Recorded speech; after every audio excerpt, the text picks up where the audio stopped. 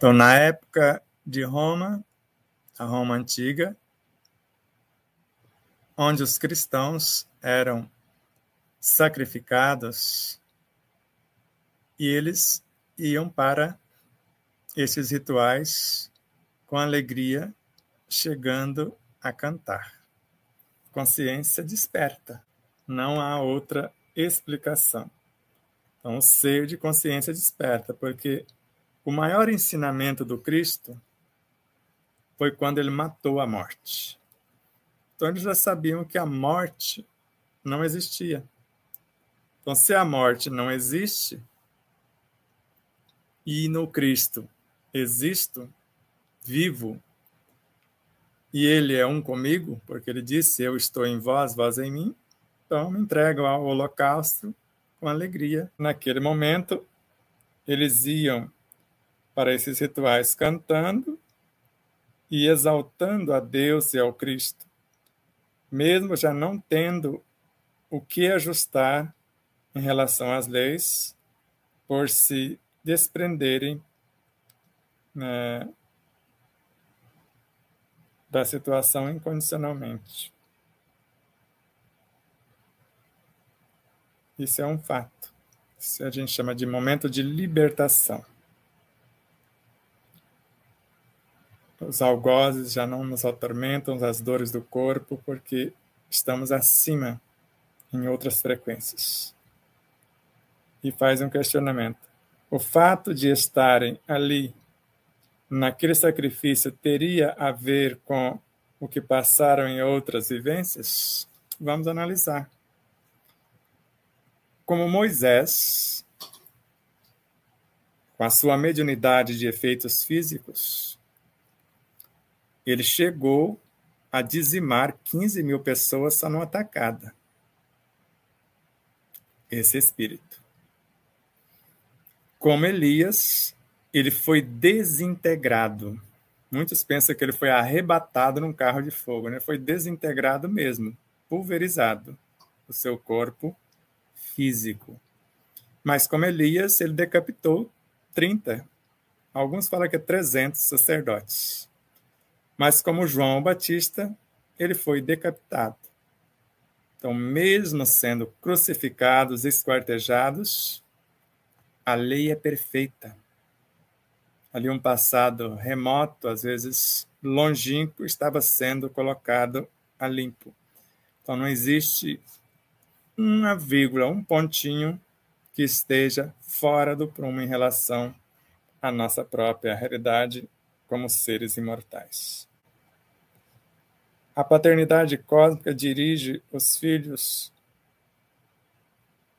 que somos do cosmos e aprendendo uns com os outros, embora partículas em busca da ferramenta para o nosso ofício.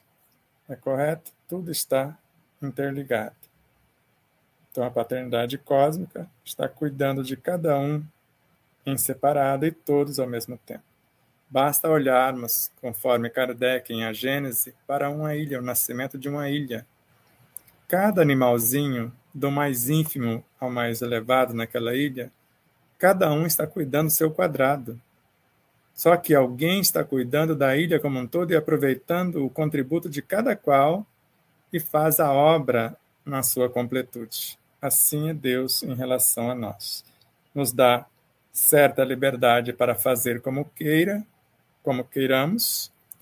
mas o nosso desatino serve de corretivo para quem está à nossa volta, assim como o desatino de outrem serve para o nosso ajuste. Agora, diante da ofensa, melhor, da calúnia, ele recomendou-nos a oração. Diante de alguém que nos odeia, recomendou-nos amar. E diante de quem nos deseja o mal, que desejássemos o bem. E a pauta, ou fazei a outrem somente o que gostaríamos que nos fosse feito. Se possível, fala um pouco de obsessor. Uma amiga disse que teve infarto por isso. Isso é possível? É possível.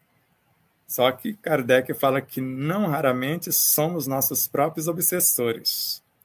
E pior do que os obsessores são as nossas más inclinações. São elas que os atraem. Então, quem levou a sua amiga a infartar foi as suas más tendências, que são piores do que os obsessores. Porque se eles foram atraídos, porque tinha um campo de atração. Não existe causa, ou melhor, efeito sem causa. Então é muito fácil acusar os espíritos sem antes fazer um autoexame.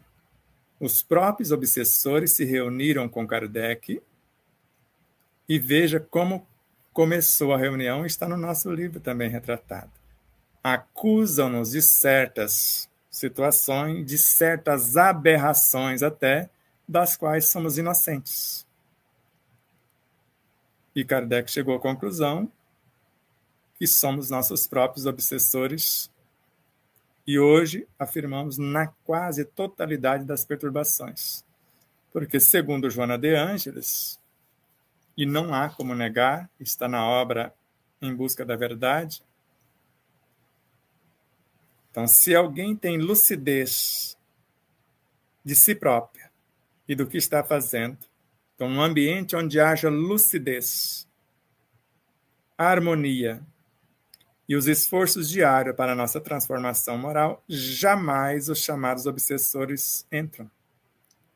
E com Leon Denis, a vibração de um único pensamento, de uma única palavra verbalizada ou não, completo eu, um único sentimento ou emoção, nós conseguimos expulsar tudo que está contrário e atrairmos tudo que for semelhante.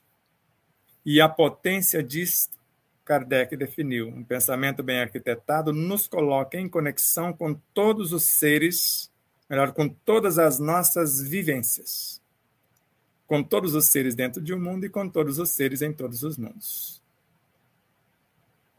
Então, nós conhecemos médiuns que entra décadas e sai décadas, sempre manifestando as suas próprias perturbações, e eles não mudam, as perturbações não vão mudar por encanto.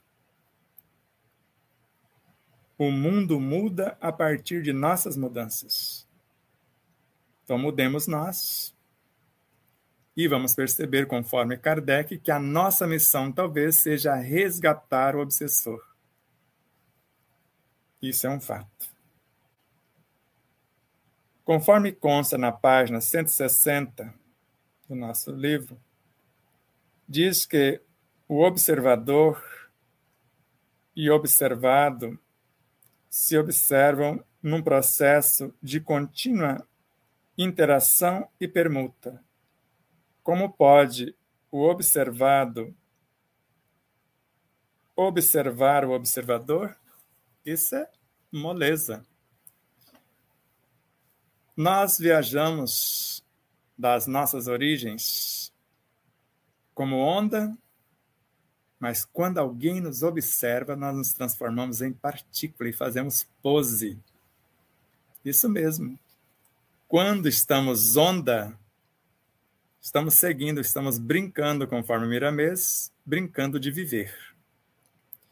Agora, quando alguém nos observa, aí a gente para, porque é da lei, conforme vemos no nosso livro com Pietro Baldi, ele mergulha no campo mental até nos mais ínfimos estados mnemônicos. E como ele estava observando, de repente alguém questiona: quem és tu que ouve? Ouça, nós te dizemos. Quer dizer, quando alguém os observa, eles sabem que é da lei e param para o diálogo. Se faz partícula, se manifestam como pequenas formas e começa o colóquio, a interação. É a coisa mais encantadora que existe, esse processo. Então, estou indo como onda, viajando rumo à eternidade. Quando alguém me percebe, eu me transformo em partícula e começamos a interação, a permuta incessante de observador e observado. Conforme o despertar da consciência, a nossa intuição é a voz do nosso espírito falando conosco? Sim, é a voz do Deus interior, por intermédio do Cristo interior, ressoando ou ressonando na acústica de nossa alma, conforme Leon Denis. E Miramês também. Então, Miramês fala que esse Cristo interior é a soma das frações da consciência que se torna uma. E manifestando o Deus interior, reflete na acústica de nossa alma. E a isso chamamos intuição, a voz do Deus interior. Então, conforme estamos percebendo, a perfeição da lei com L maiúsculo e também das leis que dimana desta lei com L minúsculo, que rege das mais ínfimas expressões às mais elevadas todos os seres da criação. Por exemplo, na regência da aglutinação dos elementos, inicialmente, como Kardec coloca, que é como se eles estivessem dispersos no psiquismo divino.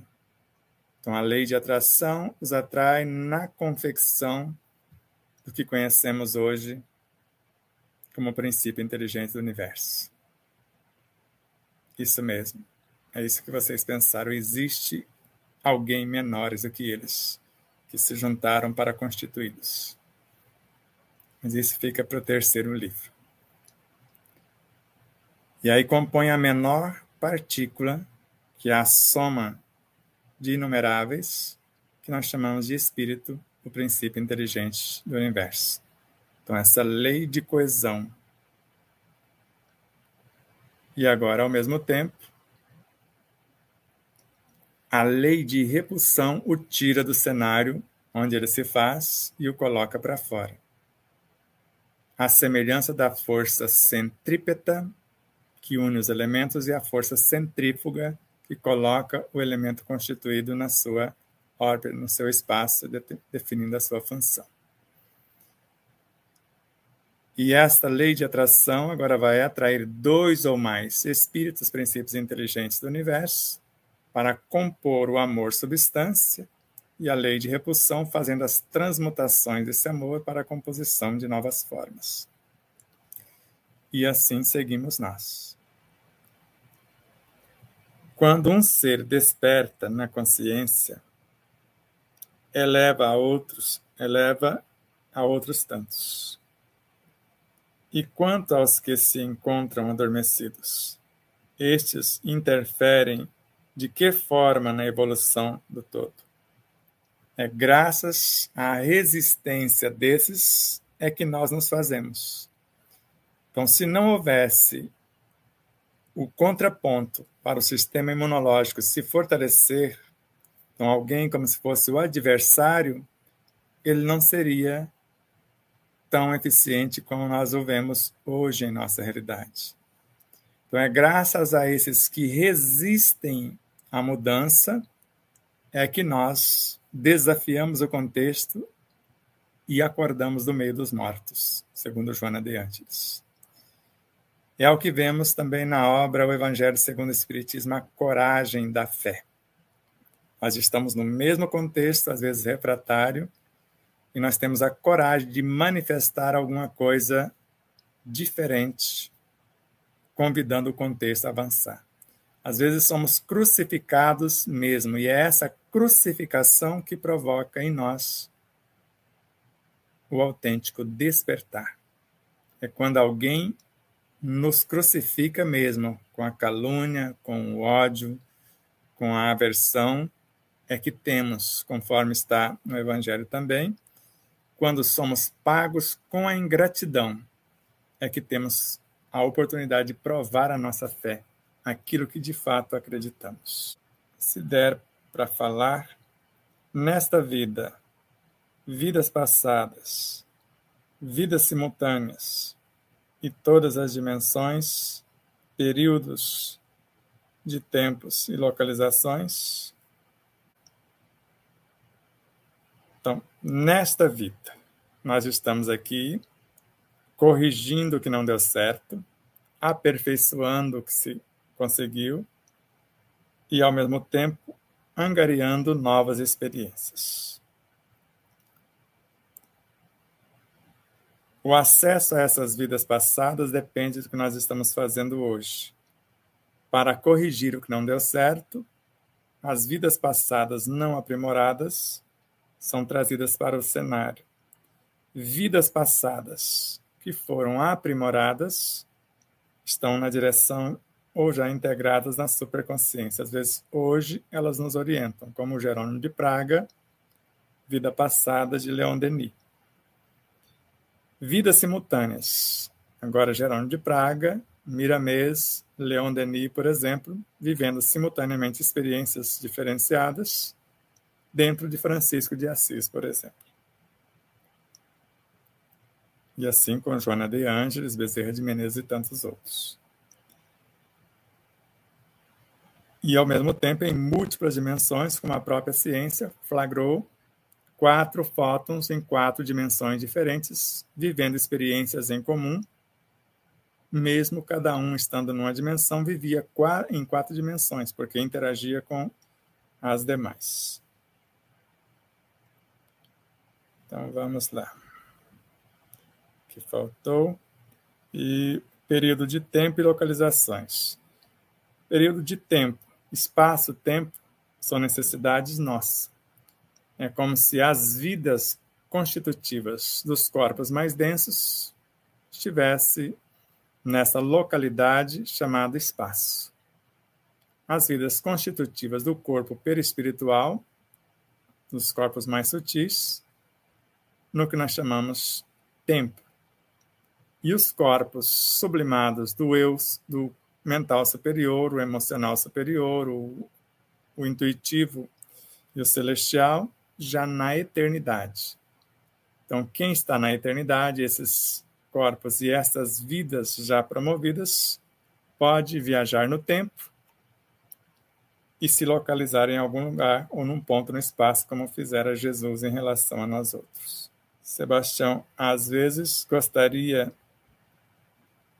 de auxiliar o despertar da consciência, de auxiliar o despertar de consciência das pessoas em meio a tantos conflitos nas redes, através de palavras de paz. Porém, recuo evitando discussões. Qual a melhor postura? Então, a vida muda a partir de nossas mudanças. Então, se você transformar o seu próprio mundo, vai refletir no contexto inteiro. Vamos lembrar de 3 situações que eu falo sempre. Com Joana de Ângeles. Obra Plenitude. Quando um ser se ergue em oração, que é hora de ação transformadora, ergue consigo a humanidade inteira, quer dizer, faz o convite para a humanidade inteira. E nesse processo de ação transformadora, quando ele consegue 1% do que ele falava antes, só que agora fala vivendo, exemplificando, ele já liberta a humanidade inteira da ignorância, de todo mal, que é a pior chaga. E quando ele faz isso pelo prazer de ser útil, além de progredir sempre, encontra em si mesmo 1000 recursos na solução de todos os problemas. Então é o meio mais prático. Eu costumo dizer assim, tem pessoas que se você olhar, ela já te questiona, está olhando o quê? Se você sorri, está rindo de quê? Está rindo para mim ou de mim? Pensa mais na segunda opção. Então, às vezes, você não pode nem olhar. Então, você tem que silenciar e exemplificar. É o que está na página 218 de nosso livro. Então, a maior claridade da alma na explosão da fé acontece quando ela ensina exemplificando, dedicando a sua vida na vivência do que falou ou então quando fala vivendo. É a melhor opção, Mônica. Então, os pensamentos e as palavras são os senhores da teoria. Agora, e o comportamento, que é a exemplificação, o absoluto, que vive tudo que o amor lhe oferece como norma. E o amor ama.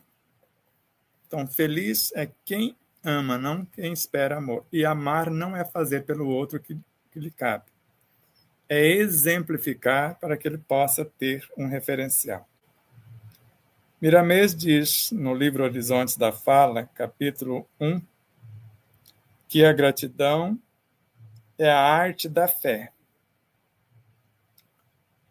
É a via para a saúde e o caminho para a paz. O que poderia nos explicar, em especial, quando informa ser a arte da fé? Se você tivesse estudado Leon Denis, você saberia, ou melhor, o livro Despertar da Consciência já fala isso também, porque tem essa síntese. A arte é a busca, o estudo e a manifestação da beleza eterna. Então, fé é conhecimento vivenciado. Então, gratidão é ação. Então, é a arte da fé, quer dizer, a fé em ação. E, ao mesmo tempo, sendo a arte alguém que busca, estuda e aplica, a resultante só pode ser a fé, já que a fé é mãe de todas as virtudes. Por isso, a gratidão é a arte da fé. É a via, o caminho para a saúde, porque é a lucidez que vai construir a harmonia, que é o que nós chamamos de saúde, que é a harmonia ou sinônimo de harmonia. E quando a gratidão executa algo em harmonia com as leis, o resultado não pode ser outro senão a paz de consciência à luz do dever fielmente cumprido.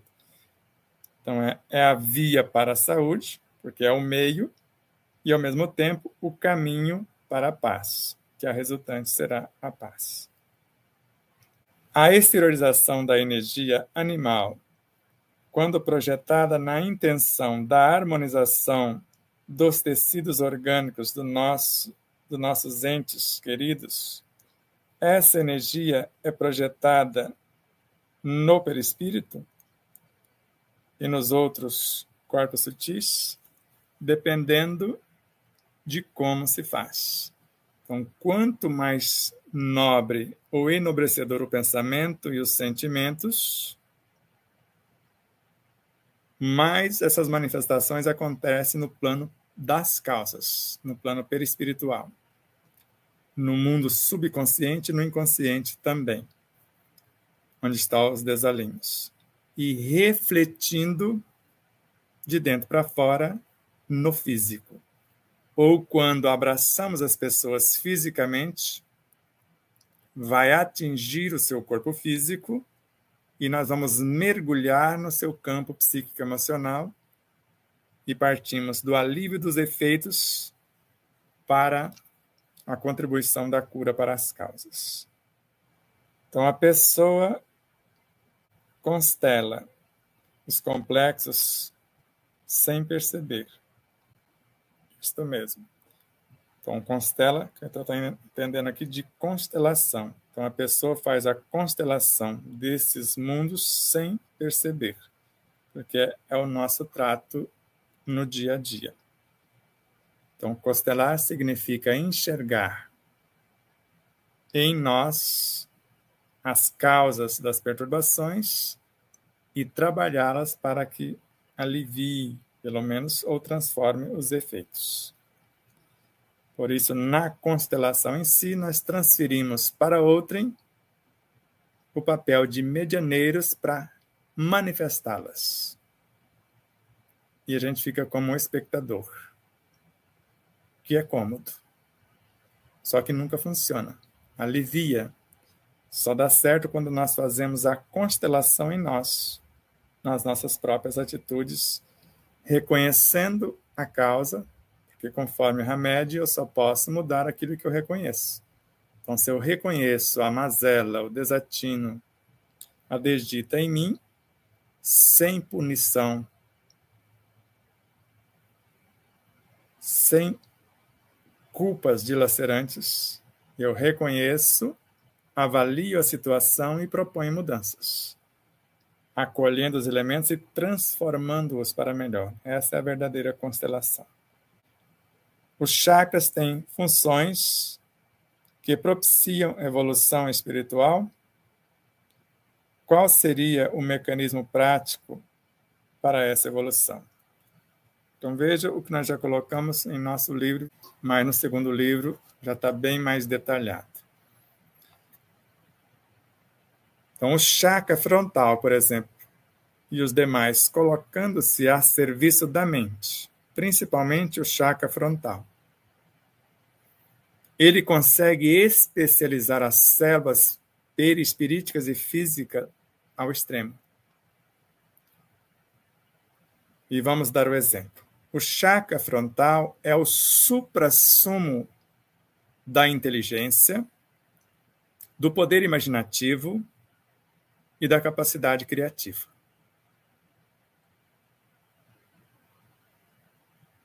Entendeu? Isso é o que chamamos de chakra. Então, é o suprassumo do trabalho do pensamento, da inteligência e do poder imaginativo. E aí nós fazemos um reator, um transmutador, que vai recepcionar do chakra coronário as diretrizes e a matéria-prima e construir uma realidade nova. E aí ele vai mudando as vibrações e as dimensões. Aí entrega para o chakra laríngeo. E abaixa um tom, o chakra dos desejos, que é o laríngeo.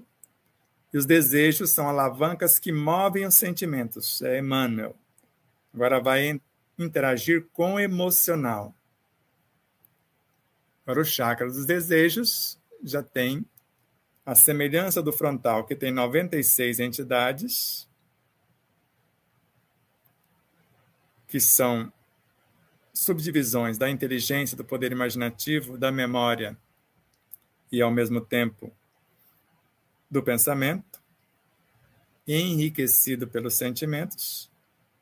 Agora, do campo do desejo, 16 trabalhadores, como alavancas que vão promover os sentimentos, as emoções, que são 12, que normalmente atua nas 10 dos instintos do subconsciente, que gerenciam as 6 das forças vitais no centro esplênico, que coordena as 4 criadoras do centro genésico, que interagem com as 3 do centro Kundalini. Então, são escolas, são centros de transmutação ou transubstanciação daquilo que pretendemos. E o melhor trabalho, não vejo outro, é quando trabalhamos a nós. E conforme eu mudo em mim, eu enxergo o outro com as lentes que construí em mim. Isso eu aprendi com Kardec, na obra A Gênese. Se eu estou em harmonia, eu só vejo harmonia em toda parte.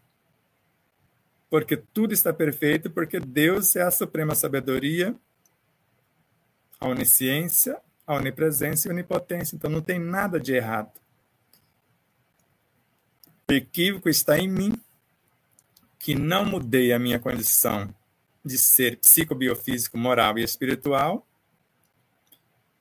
e não consigo enxergar a harmonia fora, no contexto, no mundo, por exemplo. Dias da Cruz, ele fala que qualquer coisa que fizermos para o outro, no sentido negativo do termo, é dilaceração em nossa própria alma.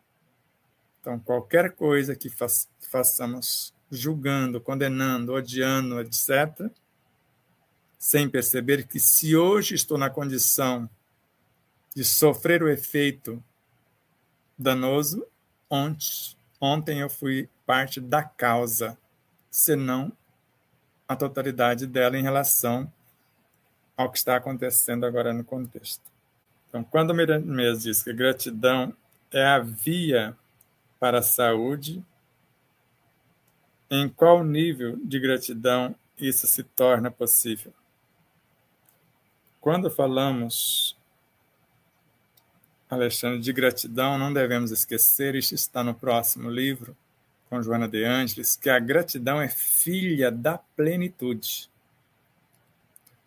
Então, a gratidão que Miramês está falando é algo que eu estou fazendo que me plenifica, e só me plenifica porque eu estou em permuta incessante com o meio. Então, é dessa gratidão, filha da plenificação, que está gestando a alegria e abrindo espaços para a edificação da esperança. É dessa que ele está falando, de fato.